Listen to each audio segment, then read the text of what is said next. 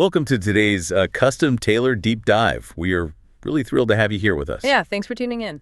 And today's mission, we're unpacking this formidable stack of research you sent our way. It's a lot. It is a lot. It's anchored primarily by this extensive, deeply researched, 224-page document. It's simply titled DaylightSavings.pdf. With a Y. Right. Daylight. Right, spelled D-A-Y-L-I-T-E. And it's basically a comprehensive meta-analysis of chronobiology, economics, public health, all of it. But to ground all that dense data, we're pairing it with something pretty unexpected. Very unexpected. It's a fascinating, albeit incredibly niche, piece of media, a video by a creator named Fletcher Soul Traveler. Yeah, the video is called The Human Folly. And we're specifically looking at a segment titled Bugs, Bombs, Bureaucracy. And we should point out it is currently sitting at exactly 4 views. 4 views. Yeah, and it's a wildly compelling 6 minutes and 16 seconds long. It's an unexpectedly brilliant pairing, honestly. Yeah. I mean, the 224-page document gives us the hard peer-reviewed data, but that video provides this highly unusual framing device for the whole discussion. Because it's narrated through these dual perspectives. You have Zoran, who is framed as this ancient cosmic dragon observing human behavior. Which is just great. It is. Zoran views our attempts at, time tinkering as this hilarious, almost arrogant absurdity. Like we're completely ridiculous. Exactly. And contrasting that cosmic view is his human companion, Fletcher. And Fletcher's the one actively suffering through the very real physiological grogginess of the clock change. The framing is just incredibly clever. Using a cosmic dragon to contextualize how absurd our human obsession with time actually is. It gives us a perfect lens to look at the biology. Because it brings us to the core question of this entire deep dive. And this is something we really want you to consider as we go through this data today. What does it actually mean to try and save time? Right, because we treat shifting our clocks as this harmless civic duty. But the research you provided asks whether it's actually a biological heist. Yeah. Like one that routinely compromises your health, your cognitive focus, and even your fundamental sleep architecture. And if we look at Zoran's philosophical perspective in that video, he describes time as an unyielding river. It flows in one direction at a constant rate. You can't change it. You can't. So from the dragon's perspective, human beings trying to save time by just shifting the hands on a mechanical clock, it's analogous to trying to make a river flow uphill simply by repainting the signs on the riverbank. The river itself doesn't care what the sign says. Exactly. The water just keeps flowing. And in human biology, that river is governed by the suprachiasmatic nucleus. The SCN. The SCN, yeah. And the hard chronobiology laid out in the first few chapters of this PDF is staggering. For those of you listening, deep inside your hypothalamus, you have this tiny cluster of about 20,000 neurons. Which is nothing. It's nothing. In the grand scheme of the human brain, 20,000 neurons is practically microscopic. Yeah. Yet this tiny nucleus acts as the master pacemaker for your entire physiological system. It's so important to understand that every single organ, and frankly, almost every cell in your body, possesses its own peripheral clock. Your liver has a clock for digestion. Right, your cardiovascular system has a clock for blood pressure regulation. But the SCN is the master conductor orchestrating all of those peripheral clocks. Keeping them all in line. Keeping the biological symphony in sync. And to do that, the SCN relies on continuous, accurate photic data from the outside world. Light. This environmental cue is known in the literature as the Zeitgeber, or the time giver. And that Zeitgeber is exclusively light. And we aren't talking about the standard rods and cones that allow you to perceive shapes and colors. No, it's a completely different system. You have a distinct set of specialized cells in your retinas called intrinsically photosensitive retinal ganglion cells. The IPRGCs. Right. And their primary function is to detect specific wavelengths of ambient light, particularly in the blue spectrum. They take that photic data and transmit it directly down the retinohypothalamic tract right to the SCN. Which brings us to the mechanism of disruption. We know the SCN regulates the pineal gland's production of melatonin. The hormone of darkness. Exactly. Oh. Morning light suppresses melatonin, which facilitates wakefulness, while evening darkness allows melatonin levels to rise, initiating the cascade of sleep. But the data in this 224-page study highlights is the severe physiological fallout of a forced phase shift.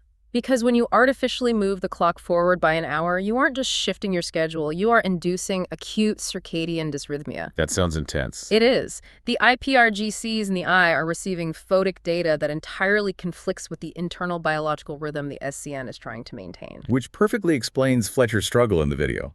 He documents what he calls the spring forward blues. The zombie feeling. Yeah, he describes waking up feeling essentially paralyzed, trying to force his brain online while feeling like he's wading through wet concrete. We've all been there. We really have. And the PDF addresses a very common piece of societal advice here. People always say, just go to bed an hour early on Saturday night. Right. But the chronobiological data proves why that is biologically impossible for most people. It completely fails because sleep is not simply a conscious decision. It's a complex hormonal cascade. If you get into bed an hour earlier than your biological norm, your SCN hasn't signaled the pineal gland to release melatonin yet. You're just lying there in the dark. Wide awake. Your core body temperature hasn't dropped to the necessary threshold. Yeah. You are essentially demanding that your brain initiate a sleep state while it's still actively receiving chemical signals to remain alert. So when people inevitably fail to fall asleep early, and then they're forced to wake up an hour earlier by the alarm clock on Monday, what exactly is the physiological cost? It's how Because the PDF is adamant that we aren't just losing 60 minutes of generic, uniform rest. We are losing a very specific, critical phase of sleep. That's a crucial distinction. We're suffering a heist of our sleep architecture.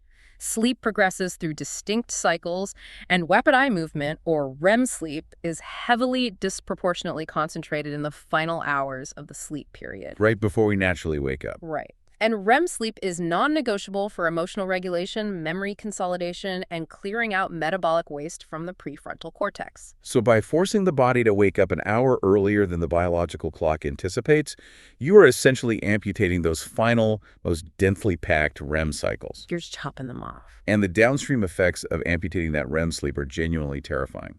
This is where the spring forward tax data from the PDF really hit me. The hospital data. Yes, they aggregated hospital data from the Monday immediately following the spring shift. There's a verified reproducible 24% spike in acute myocardial infarctions, Heart attacks, on that specific Monday. 24%. It's a staggering figure, and the physiological mechanism behind it is well documented in the literature. When you abruptly truncate sleep, particularly REM sleep, you trigger an immediate sympathetic nervous system overdrive. Fight or flight. Exactly. Your body registers the forced awakening as a stress event. That leads to a sudden surge in cortisol and adrenaline, which causes acute systemic inflammation and endothelial stress. Wow.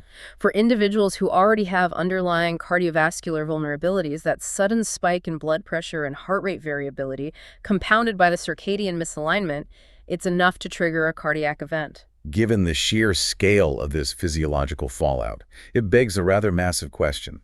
If a pharmaceutical drug caused a 24% spike in heart attacks, it would be pulled from the market instantly. Within hours. Not to mention the cognitive impairment.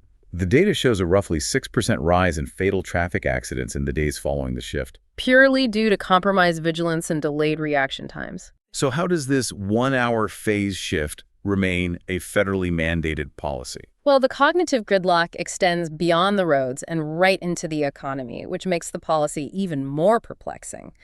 The researchers measured a significant rise in workplace injuries on that Monday. Right. And for knowledge workers, there is a documented phenomenon they term cyberloafing. Cyberloafing. Yes, because the prefrontal cortex is struggling to execute complex tasks on fractured sleep, you see massive drops in productivity as people just mindlessly scroll the internet, unable to sustain executive function. Which brings us back to my question. If the data is this damning today, what on earth was the original justification for implementing this? You would think it was medical. Right, but digging into the history section of the PDF, the origins of daylight saving time have absolutely nothing to do with health, science, or human optimization. Not even remotely. The initial proposals were purely born out of personal leisure. If we look at the historical record, it begins in 1895 with a man named George Hudson. The bug guy. The bug guy. He was an entomologist living in New Zealand. He worked a standard day job, but was deeply frustrated that the early sunset in the summer curtailed his ability to go out and collect insects. You cannot make this up. So he formally presented a paper proposing a radical 2-hour clock shift solely so he could have more evening daylight for his bug collecting. So the foundation of our global timekeeping system started with a guy who wanted to catch more beetles. Pretty much. And then, a decade later in 1907, you have William Willett in the United Kingdom. He was a wealthy builder and an avid golfer. And he had a very specific grievance. He did. His primary grievance was that he had to cut his evening rounds of golf short when dusk settled over the course. He spent years aggressively lobbying the British Parliament for a daylight saving shift simply to extend his tea times. Bugs in golf, those were the seeds. But to answer the question about how it actually became a federally mandated policy, it took the catalyst of a global conflict. Right. In 1916, during the First World War, the German Empire was facing severe energy shortages. They needed to conserve coal to fuel the war effort. So they adopted the clock shift. Under the theoretical assumption that if the sun stayed up later into the evening, citizens would delay turning on their incandescent lights, thereby saving coal. It was a desperate wartime emergency measure. And because it was wartime, the United Kingdom and the United States quickly enacted similar policies, completely terrified of falling behind in industrial output. Exactly. It was a policy built on the technology and the energy grid of 1916. But wait, the whole argument we've been fed for decades is that this practice still saves energy today. Right. That's the common wisdom. Are you saying the modern research in this 224-page meta-analysis completely invalidates that 1916 premise? It entirely invalidates it. The modern paradox of daylight saving time is that the original energy-saving premise has been debunked by extensive economic research. Because of how we live now. Exactly. While it might save a negligible amount of electricity on evening lighting, that savings is vastly eclipsed by the increase in energy consumed by modern climate control. Air conditioning. Yes. When you shift the clock so that the sun is beating down during the late afternoon and early evening hours, right when people are returning home, residential air conditioning usage skyrockets. The net result, in most regions, is an actual increase in overall energy consumption. So if the energy argument is dead, and the health data shows a spike in heart attacks and traffic fatalities, how do the lobbying groups actually justify keeping it? Are they just openly admitting it's maintained for corporate profit? Essentially, yes. The PDF dedicates a significant portion to the modern economic pressures keeping the policy in place. Powerful lobbying groups from the retail sector, sports leagues, and the tourism industry fight aggressively to maintain the evening light. Because it makes them money. Their internal data clearly shows that when there is an extra hour of daylight after standard working hours, point-of-sale transactions increase. People are more likely to start at a store on the way home, buy sporting goods, or eat out. So we are actively prioritizing retail spending over fundamental human biology. We're preserving a wartime fossil fuel strategy so that people buy more barbecue equipment at the direct expense of our circadian health. And this leads right into what the researchers term social jet lag, which is a concept I think you, the listener, will find incredibly relevant to your own life. Social jet lag is a critical concept in modern chronobiology. It describes the chronic, persistent friction between a person's endogenous biological rhythm, their chronotype, and the rigid, unyielding social clock dictated by work, school, and government policy. So whether your genetics dictate you are a morning lark or an evening owl. Daylight saving time forces an entire population into an artificial, synchronized schedule, drastically exacerbating this social jet lag for the vast majority of people. It's the physiological equivalent of flying across multiple time zones, but you never actually leave your house. Exactly. And to compound this chaos, Zoran the Dragon has this deeply poetic observation in the video. He looks at modern humans and notes that we walk around constantly holding the captive sun in our hands. Referring, of course, to our smartphone. Right. It's a brilliant metaphor because from a neurobiological standpoint, a smartphone screen essentially is a captive sun. The research on modern light pollution shows that our technology profoundly weaponizes the damage of daylight saving time. The IPRGCs in your eyes are incredibly sensitive. More than we realize. Exposure to even relatively dim artificial light at night, whether it's the glow of a tablet or an LED street lamp outside your window, can suppress the pineal gland's melatonin production by 50% or more. So the policy forces us to wake up in the pitch dark during our biological night when our SEN is screaming for sleep. And then at the other end of the day, it pushes our evening light exposure an hour later, all while we stare into our captive suns late into the evening. Precisely. We trap ourselves in a perpetual cycle of biological confusion. The SEN is receiving entirely conflicting photic data constantly. It doesn't know what time it is. It's being told it's morning when it's dark, and it's being told it's midday when it should be dusk. The master clock never fully adapts. It just operates in a state of chronic, low-grade distress. It sounds incredibly bleak when laid out with that level of data. But fortunately, the source material doesn't just leave us in the dark. No, it gives us a way out. The PDF, combined with Fletcher's video, outlines a survival guide for the clock shift, which they playfully title The Dragon Trials. I love that name. For you listening, these are highly actionable, evidence-based takeaways to help reclaim your circadian rhythm. The first trial is what they call preemptive nudging. The logic here is to avoid the acute shock to the system. Don't wait until Saturday night to make a 1-hour jump. That never works anyway. Right. For 3 to 4 days prior to the shift, incrementally advance your sleep and wake times by 15 to 20 minutes each day. You are slowly easing your SCN into the new photic environment rather than forcing a sudden phase advance. The second trial is focused on the golden hour, and the data suggests this might be the most critical intervention of all. It really is. The goal is to forcefully reset the SCN. Immediately upon waking, you need to expose your eyes to 15 to 30 minutes of bright, natural sunlight. You need that massive hit of lux to hit the IPRGCs. It acts as a biological override switch. It violently suppresses any lingering melatonin and signals to your central pacemaker that the day has officially begun. And conversely, the third trial is shield from the dusk. You have to fiercely protect your natural melatonin onset. Put the captive sun away. Exactly. This means blocking blue light wavelengths 1 to 2 hours before your target sleep time. Put down the phone.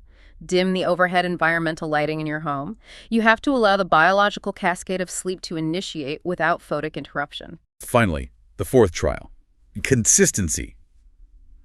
This is arguably the most difficult for modern schedules, but the data is completely clear. You have to anchor your wake times. If you maintain a strict schedule all week and then sleep in for 3 hours on Sunday to quote-unquote catch up, you are simply inducing severe social jet lag all over again for Monday morning.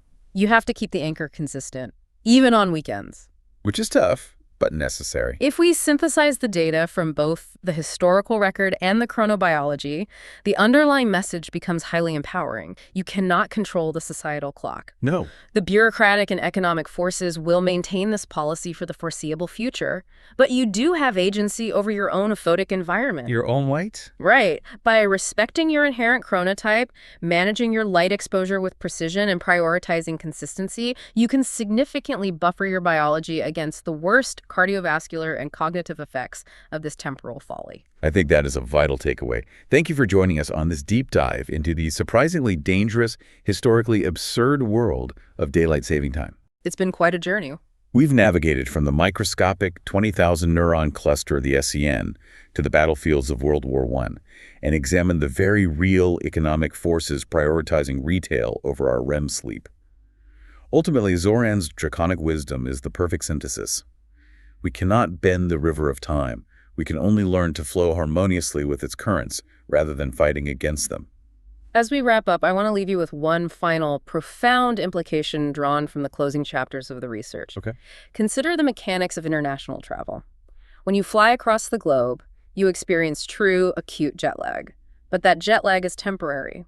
It resolves because the external solar cycle in your new location eventually aligns perfectly with the new time on the clock. Your SCN syncs up. And equilibrium is restored. But during the 8 months of daylight saving time, the time on the clock never truly matches the actual solar day. That is a deeply unsettling realization. It really is. If our biology is forced to fight a subtle, continuous, low-grade circadian misalignment for 2/3 of the entire year, it raises a fundamental question about the modern human condition. Are we just used to feeling terrible? Are we spending the vast majority of our lives operating at a permanent cognitive and physiological deficit? Because of this single policy, you have to wonder, do any of us actually know what our true, unburdened baseline of brilliance, focus, and health truly feels like? That is certainly something to ponder the next time you find yourself reaching for a second cup of coffee on a Monday afternoon. We wish you the absolute best as you navigate the complexities of your own internal clock. Thanks for listening, and take care of your time.